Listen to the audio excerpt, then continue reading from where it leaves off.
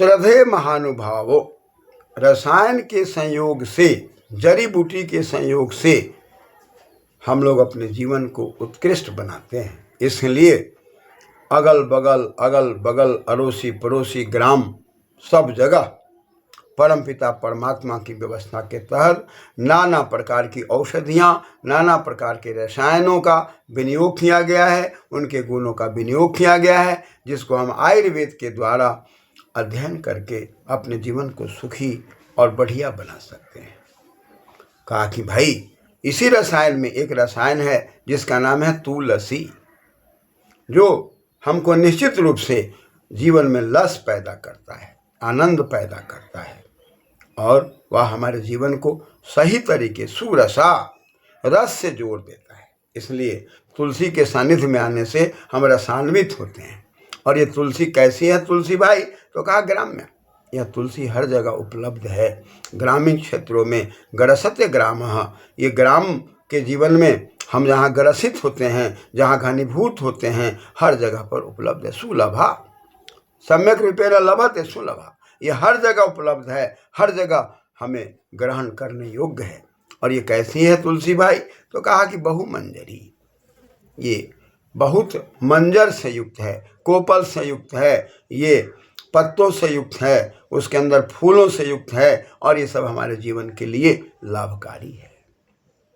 ये तुलसी इतना ही नहीं है, ये हमारे जीवन के हर क्षण हर पल सुरक्षा प्रदान करने की शक्ति है। वात से मिल करके ये वायु को शुद्ध और पवित्र करने की शक्ति है। इसलिए हमें और आपको तुलसी के सानिध्य में रहने के लिए आदेश दिए गए हैं। इसलिए प्रायः लोग घर के अगल बगल में तुलसी के पौधे को लगाता है।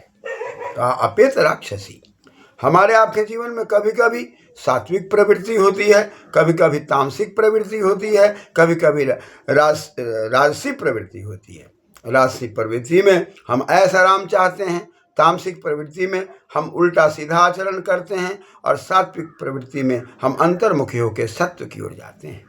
तो कहा कि भाई ये राक्षस की प्रवृत्ति को, जो रक्षा न करने की जो प्रवृत्ति कभी कभी हमारे मन में भाव में पैदा हो जाते हैं। समाज के अंदर बहुत ऐसे लोग हैं जो समाज की रक्षा करना नहीं चाहते, वो रक्षा से स्वयं गिर जाते हैं, समाज को भी गिराते हैं, और सारे जानवरों को तंग और परेशान करके उनका शोषण करते हैं, उनके साथ हत्या करते हैं, उनके साथ हिंसा करते हैं, और उनको अपने पेट में डालकर भक्षण कर लेते हैं।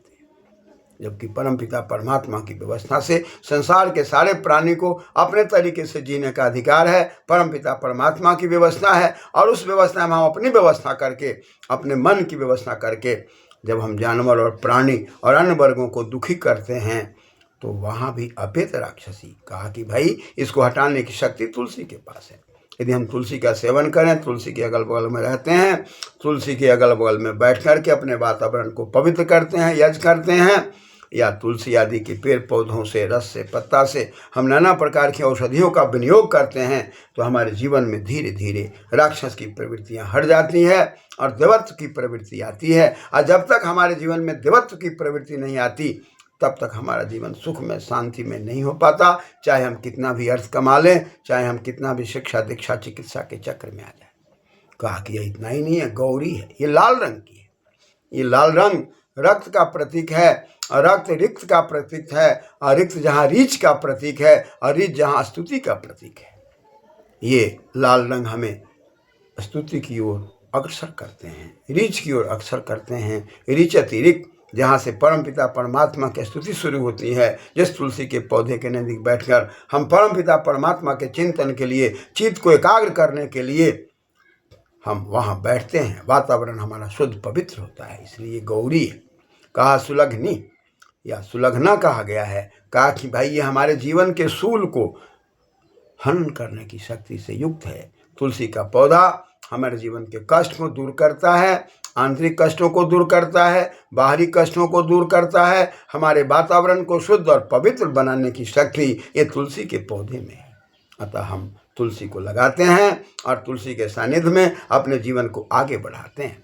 कहा देवदुतुम भी, ये देवदुदुम्भी के रूप में भी इसको हम लोग जानते हैं कि देव की शक्ति को देकर दुदुम्भी, जैसे हम डम डम की आवाज़ करते हैं, उसी प्रकार से एक घोषणा कर देता है कि मेरे सानिध्य में रहने वाले लोगों तुम स्वस्थ रहोगे। मेरे सानिध्य में रहने वाले लोगों, तुम्हारा सुविचार होगा और अच्छे विचारों के द्वारा तुम समाज को प्रभावित करोगे। इसलिए इसका नाम देवदुदुम्भी है। कहा कि इतना ही नहीं, ये कटुका है, ये कटु है।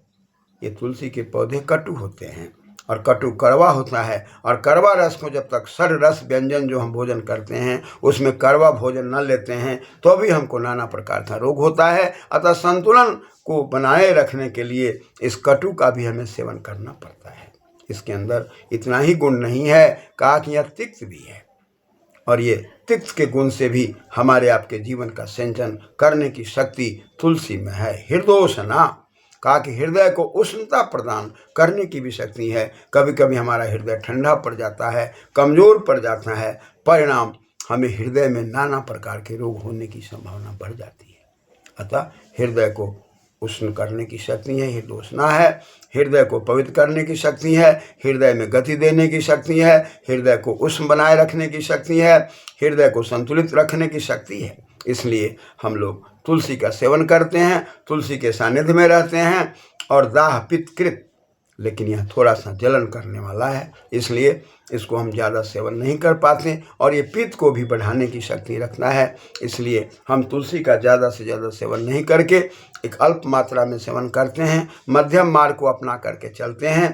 तब हम तुलसी के माध्यम से अपने जीवन के बिखराव को बचा सकते हैं और देव की तरह दुदुम्भी कर सकते हैं, देव की तरह घोषणा कर सकते हैं कि हम तुलसी के सानिध्य में रहकर, वायु देवता के सानिध्य में रहकर अपने जीवन को हम पवित्रता की ओर ले जा रहे हैं, अपने जीवन को सत्य की ओर ले जा रहे हैं, हम जीवन के मर्म को समझ रहे हैं। इस प्रकार से ये दीपनी भी है। हमारे भोजन के अंदर जो भी हम खाते हैं, खाने में कभी कटु, तिक्त, कषाय, लवण या मधुर रसों का सेवन करते हैं। स्वाभाविक है, सरल सहज जीवन में ऐसा देखा जाता है कि कुछ न कुछ हम असंतुलित भी होते हैं। अतः वहाँ पर इस संतुलित को ठीक करने के लिए, संतुलन को ठीक रखने के लिए, असंतुलन को हटाए रखने के लिए ये दीपनी भी है, दीपन का काम करता है, उद्दीपन का काम करता है। और जब हमारे जीवन को उद्दीप्त कर दे, प्रेरित कर दे और हमारे जठर अग्नि को मजबूत कर दे तो भी हमको बड़ा कल्याण होता है। कभी कभी ऐसा भी होता है कि हम अपने जीवन में खान पान में कुछ ऐसे दूषित पदार्थ का सेवन कर लेते हैं जिससे कि कफ पित्त वात सब कुपित हो जाता है। पेट के प्रकोष्ठ में नाना प्रकार के रोग पैदा हो जाते हैं और रोग पैदा होने से हम और आप कुछ फोले फुंसी के शिकार हो जाते हैं, चर्म रोग के शिकार हो जाते हैं, कुछ ऐसे त्वचा पर रंग आ जाते हैं जो हमारे त्वचा में विकृति पैदा कर देते हैं। उस विकृति को भी प्रकृति में लाने की शक्ति इस तुलसी के अंदर है। कहा कि ये कृष्णा है। कृष्णा का मतलब होता है कि हम कभी कभी अपने जीवन में खान पान में कुछ ऐसे पदार्थों को खा लेते हैं जिसके कारण बहुमूत्र के शिकार हो जाते हैं। और जब बहुमूत्र के शिकार हो जाते हैं तो हमारी परेशानी बढ़ जाती है। हमारे शरीर में खाया हुआ पिया हुआ पानी का जल कम पचता है, जल बाहर ज़्यादा आने लग जाता है, मूत्र की मात्रा बढ़ जाती है। तो ये कृष्ण का काम करता है। ये तुलसी के पौधे जो हैं कृष्ण का काम करते हैं। ये कृष्णा है, तुलसी कृष्णा के रूप में बताई गई है कि तुलसी जो है कृष्णा है, ये सुरसा है, रस देने वाली शक्ति है और ये मूत्र को कम करने की शक्ति है। इसलिए इसका भी सेवन करके मूत्र की मात्रा को भी हम संतुलित रख सकते हैं और मूत्र की मात्रा पर ही हमारा स्वास्थ्य निर्भर करता है। इसलिए इस चीज़ों को भी हम समझते हुए, बातचीत करते हुए आगे बढ़ते हैं। कहा कि यह इतना ही नहीं है, कृष्णास्त्र पार्श्व यह हमारे जीवन के रक्त विकार को भी ठीक करता है। खान पान रहन सहन के कारण या मिर्च मसाला के खाने के कारण हमारे जीवन में कभी कभी रक्त में, खून में विकार पैदा हो जाता है, खून दूषित हो जाता है और तरह तरह के रोगों की संभावनाएं बढ़ जाती हैं और चर्म रोग की संभावना इतनी बढ़ जाती है कि हम परेशान हो जाते हैं। अतः तुलसी का मध्यम मार्ग में सेवन करते हुए, तुलसी के सानिध्य में रहते हुए, देवत्व की शक्ति से दुदुम्भी मई बजाते हुए, हम अपने जीवन में घोषणा करते हुए कि हम तुलसी के सानिध्य में हैं और तुलसी एक ऐसी शक्ति है जिस तुलसी के सानिध्य में रह करके हम अपने जीवन को तौल लेते हैं, संतुलित कर लेते हैं। तुलसी अशुल प्रत्यय कर देंगे तो तुलस बन जाएगा और ई प्रत्यय करके तुलसी बन जाएगा। ये हमारे जीवन को तोल देता है, तोलता है, संतुलित करता है। ये हमारे जीवन को बढ़िया बनाने का प्रयास करता है, रक्त विकारों को हटाने का प्रयास करता है तुलसी का पौधा। इसलिए तुलसी हमारे लिए सेवनीय है और तुलसी के पौधों के द्वारा हम अपने जीवन के विकारों को हटा लेते हैं। कहा कि कफ, ये कफ को निकाल देता है। बच्चे के लिए यह बहुत ज़्यादा औषधि के रूप में प्रयोग किए जाते हुए दिखाई पड़ते हैं। ये कंठ में आकर के जब कफ को अवरुद्ध कर देता है, हमारे बच्चे परेशान हो जाते हैं। उस समय में कफ को निकाल देता है और वात को भी जीत लेता है, और वात को जीत लेने से हमारे शरीर के अंग प्रत्यंग में कहीं दर्द नहीं होते। इसलिए कफ पित्त वात जीत, ये कफ को जीतता है, वात को जीतता है, थोड़ा सा पित्त को बढ़ाने वाला है।